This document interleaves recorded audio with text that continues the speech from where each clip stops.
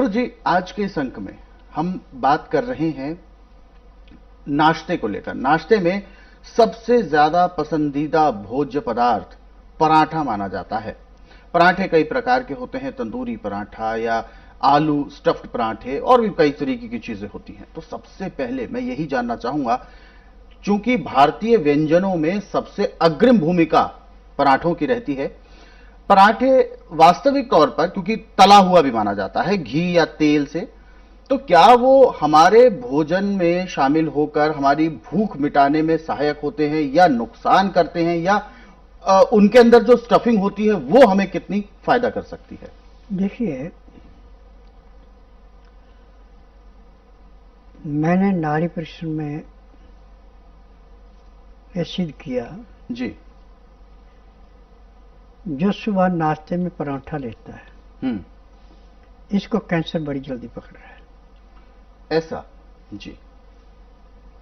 अब इसको जब गहराई में नापा गया तो जिसमें आप पराठे को तल रहे हैं वो आपका बार बार गर्म हो रहा है, ठंडा हो रहा है, गर्म हो रहा है, ठंडा हो रहा है। बिल्कुल। इसमें जाके फिर जो है अंदर पाचन शक्ति तो कमजोर पड़ती है। लीवर पे ये ऐसे बैठता है पराठे का चकनार जाके जैसे खड़े पानी में काई जमती है। बिल्कुल। अब पराठा खाने से मेरा कोई तराज नहीं, आप खाइए, परंतु उसका तरीका है। जिस आटे का आपने पराठा बनाना, उस आटे के अंदर पहले सुक्के में आप घी मिला लें जी।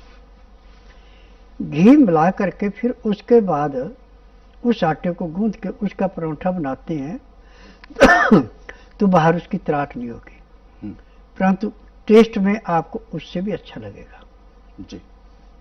ये आपको नुकसान नहीं करेगा जी।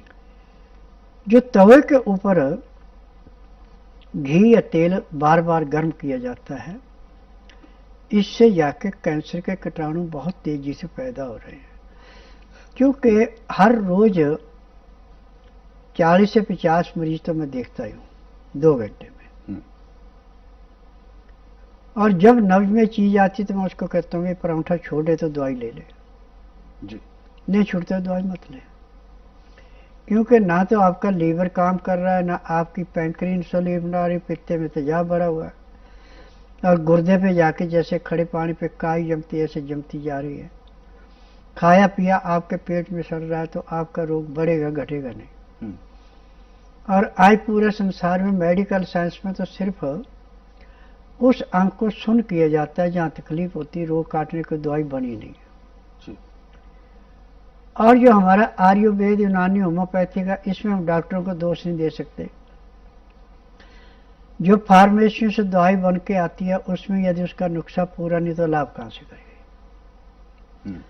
परंतु स्वस्थ विचार एकमात्र आश्रम ऐसा है कि मेरी दवाई मेरे आश्रम में बनती है, मेरी अपनी फार्मेसी है, दवाइयाँ रजिस्टर्ड है, पेटेंट है, किडनी की और कैंसर की पेटेंट है, बाकी दवाइयाँ रजिस्टर्ड है। अरे दवाई थोड़ी खाएं चाहे ज्यादा खाएं आपको लाभ ही देगी, नुकसान कभी नहीं देगी। परंतु एलोपैथी की दवाई आपने ज्यादा ले ली तो भी नुकसान करेगी, कम लेगी तो लाभ नहीं करेगी जी। और मेरी दवाइयों में केमिकल कोई नहीं पड़ता।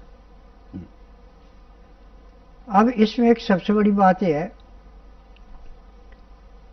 कि पराठा भी जब आपने खाना पेट भर के खा ले, ये नहीं अब आपने नाश्ता किया फिर दिन में खाना खा रहे हैं आप 2:30-3 बजे, तो आपका रोग बढ़ेगा घटेगा नहीं। हमारी जो पाचन शक्ति है ये 12 बजे से पहले पहले तो तीव्र होती है, जैसे जैसे सूर्य बढ़ता है 12 बजे तक वैसे वैसे हमारी पाचन शक्ति बढ़ती है। 12 बजे के बाद जैसे सूर्य ढलने लगता है वैसे वैसे पाचन शक्ति कमजोर पड़ने लगती है। फिर जब आप 2-2:30 बजे खाना खाते हैं और खाना खाते समय पानी नहीं पीते हैं, खाना खाते समय पानी कम से कम 2 गिलास पीना चाहिए, जिसका टेम्परेचर 15 से 18 डिग्री हो, इससे नीचे नहीं होना चाहिए, न इससे ऊपर होना चाहिए। पहले पानी को उबाली देके नीचे उतार लें, जब उसका टेम्परेचर 15 से 18 डिग्री रह जाए तो चाहे आप लहसुन, प्याज, अदरक कद्दूकस करके उस पानी में मिला लें, चाहे पीस के चटनी बना के घोल लें, चाहे उसका रस बना के पानी में डाल लें, बाकी जो कचरा उसको सब्जी में दाल में मिला के खा लें। तो ये आपका इतना लाभ करेगा, जैसे रेते की ढेरी पे पानी डाल के रेता पानी को एकदम चूस लेता, बहने देता, आपकी पाचन शक्ति को तेज करता है। लीवर पाचन शक्ति तेज होगी, खाया पिया पचेगा, पैंक्री इंसुलिन बनाएगी, पित्त का तेजाब नॉर्मल रहेगा, गुर्दे में कोई परेशानी नहीं होगी। तो खाया पिया अच्छा पड़े, एक तो पेट अच्छा साफ होगा, उससे जो खून बनेगा उसको तिल्ली स्वीकार करके दिल को देगी, दिल को ऑक्सीजन पूरी मिलती है, रोग कहाँ से आएगा। जब आपका लीवर पचाएगा नहीं, पैंक्री इंसुलिन नहीं बनाएगी, गुर्दा पूरा फिल्टर नहीं करेगा, तिल्ली उस बनाए हुए खून को स्वीकार नहीं करेगी, जब दिल को खून की कमी पड़ेगी, ऑक्सीजन पूरी नहीं मिलेगी, तो फिर आपको रोगों से जूझना पड़ता है। जी। स्वस्थ विचार एकमात्र आश्रम ऐसा है कि ना तो मशीनों से टेस्ट किया जाता है, न परिवार की हिस्ट्री पूछी जाती है, न रोगी से पूछा जाता है आपको तकलीफ क्या है, न कोई टेस्ट रिपोर्ट मांगे। यहाँ का नियम है कि बुधवार की मैं छुट्टी रखता हूँ, गुरुवार से लेकर मंगलवार तक नाड़ी परीक्षण करता हूँ। नाड़ी परीक्षण में पैर के तलुए से सिर के बाल तक की MRI, CT scan, x-ray, ultrasound, ECG, sonography सब कुछ 5 सेकंड में हो जाते हैं। फिर उसमें जो भी कमी पाई जाती है दवाइयाँ दी जाती हैं, और दवाइयों का वजन 15 किलो से 20 किलो के बीच का होता है 15 दिन की दवाई का। यहाँ पे ये नहीं है कि आपने कहा कि मुझे टांग में दर्द है, सिर में दर्द है, पेट खराब है, वो दवाई दे दी और दवाई नहीं देनी। नाड़ी परीक्षण में पैर के तलुए से सिर के बाल तक जो भी कमी पाई जाएगी सब दवाइयाँ इकट्ठी दी जाती हैं।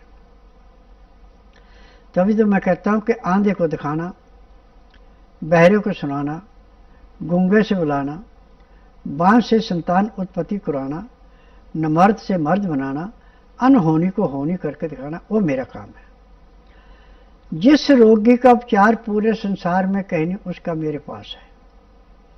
और जिस दिन रोगी आता है उसी दिन उसको 15 से 20% आराम मिल जाता है, और 15 दिन की दवाई दी जाती है, उसमें 50 से 60% आराम मिलता है। महीने 1.5 महीने में रोग समाप्त होता है, दवाइयाँ बंद हो जाती है।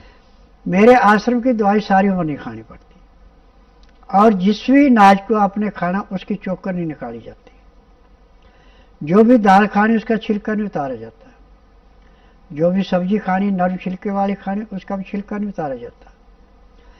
जो हमारे रोग को समाप्त करने की चीजें वो तो हम कूड़ेदान में फेंकते हैं, अखबारियों को बेच देते हैं, कचरा पेट में भरते हैं। जब कचरा आंत में जाके फंसता है, फिर gas, BP, sugar, eczema, psoriasis, नाना प्रकार के रोग पैदा होते हैं। आज बाल बड़ी जल्दी से सफेद होने शुरू हो गए, बाल झड़ने शुरू हो गए, आंखों में चश्मा लगना शुरू हो गया। ये सारे जो बीमारियां हैं सब आपके गलत खान पान की है। और डॉक्टर कहते हैं, योगी भी कहते हैं कि खाना खाते समय पानी मत पियो, पानी पियो खाना खाने के घंटे 1.5 घंटे बाद। सत्यानाश तो यहाँ से होता है। जब आप मकान बनाते हैं तो मसाले में जिससे चुनाई की जाती है उसमें पानी आप चुनाई से पहले मिलाते हैं या चुनाई के बाद में मिलाते हैं, तो पेट में भी चुनाई है। यदि लीवर को पानी पूरा मिल रहा है तो आपकी पाचन शक्ति तीव्र होगी। जब लीवर को पानी नहीं मिलेगा और बाद में ठंडा पानी मिलेगा तो आपकी पाचन शक्ति दिन दुगने रातें चौगुनी कमजोर पड़ती है, फिर रोगों से जूझना पड़ता है। आपने देखा होगा कि जो अपना जीभ का स्वाद नहीं ज्यादा ढूंढते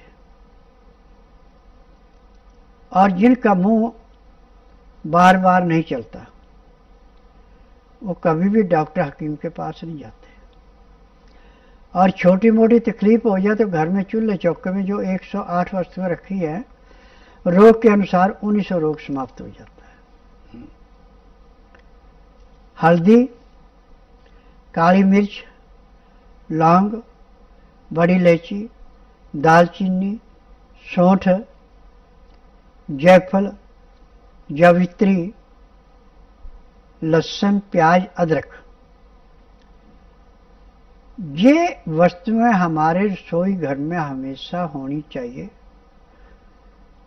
और कम मात्रा में रखनी है, जितने की जरूरत है। 15 या 20 दिन की इकट्ठी रखो, यानी अगर 2 महीने इकट्ठी ला के रख ली, क्योंकि इनमें कीड़े पड़ जाए